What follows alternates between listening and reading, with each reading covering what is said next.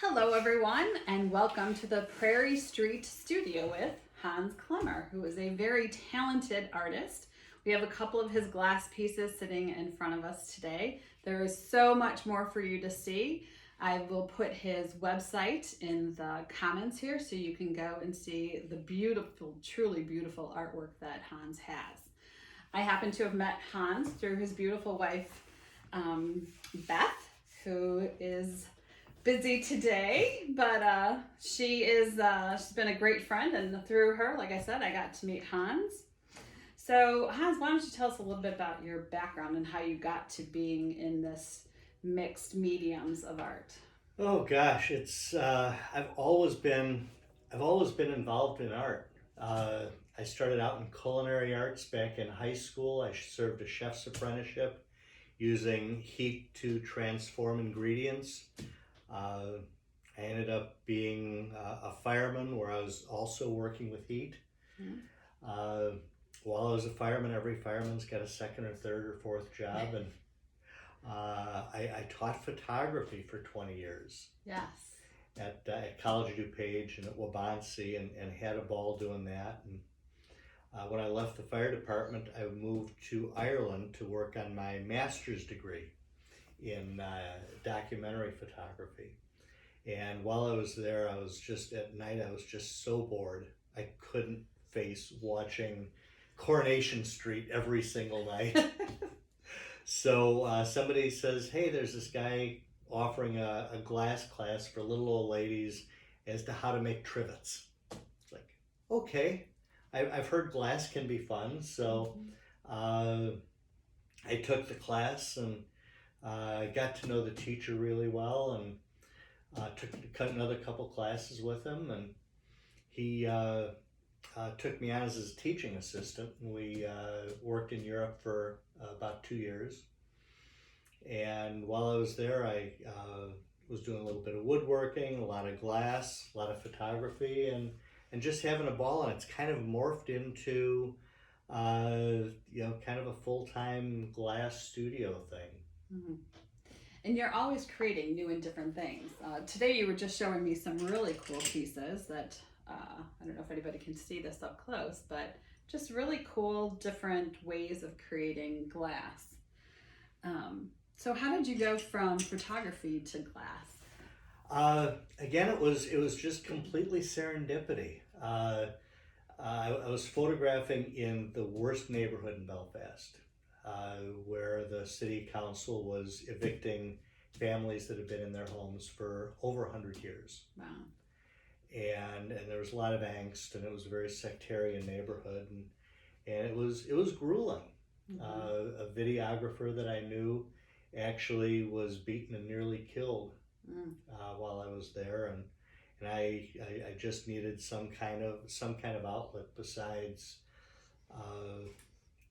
documenting the worst days of these people's lives. Mm-hmm. Wow.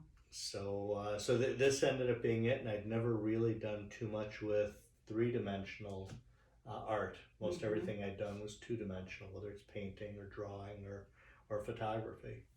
Mm-hmm. So do you have a favorite in the glass, medium and glass that you like? I know you do bowls, you do some accessories, and so which is kind of your favorite? The furniture, the mixed wood furniture with the glass, which are beautiful.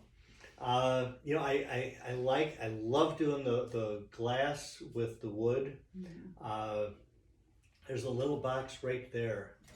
Oh, this one? Yes. Oh, is that cool?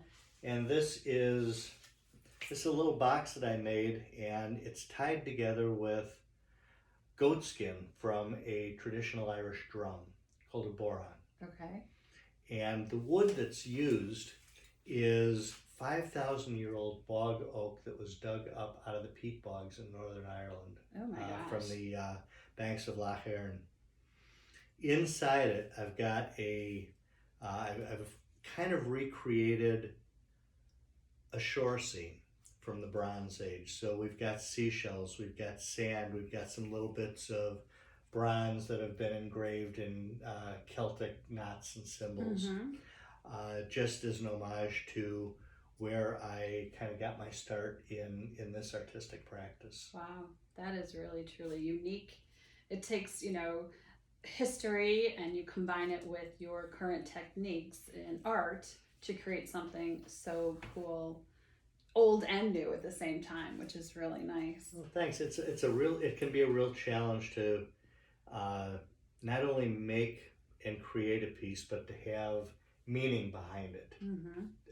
I think art really needs to have something besides beauty. It needs to have something that makes you think. Like an intention. Exactly, Mm-hmm. exactly. So that is really cool. And what are some of your upcoming projects that I know you were telling me you're doing some experimental work. Doing some experimental work with mark making into glass, using glass powders and moving them around before I fire them at about 1400 degrees or so. Wow. To make the glass become one. Mm-hmm. I'm also working on a process that harkens back to the earliest days of photography. Mm. There's a photographic process called a carbon print. Okay. And it's similar to, have you ever seen the old portraits on a headstone from Yes. the turn of the century? Mm-hmm. It's essentially roughly the same process, and it's a lost process for the most part. Mm-hmm. There's only one other person I know in the world that's doing it, and she's a Russian woman in Finland. Wow. And so I'm trying to recreate that to make photographs that can be full tone photographs that can be embedded into and onto glass. On glass. Wow. That is really neat.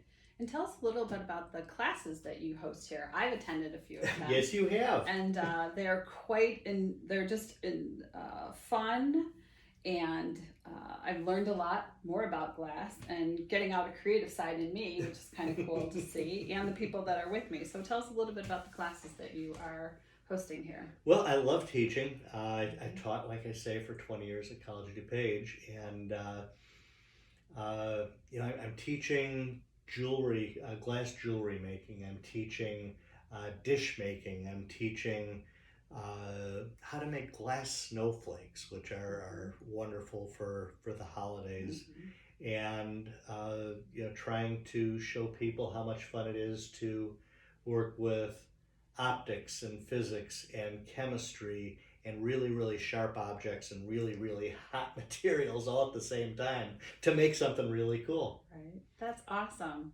Well, thank you so much for joining me today and featuring your beautiful artwork. And please look for more information on Hans Klemmer and Prairie Street Studio in Elgin, one of our local businesses. So thank you again, and goodbye, everybody. Christine, thank you so much for your time. You're welcome. Ciao. I think that went pretty well. What do you think?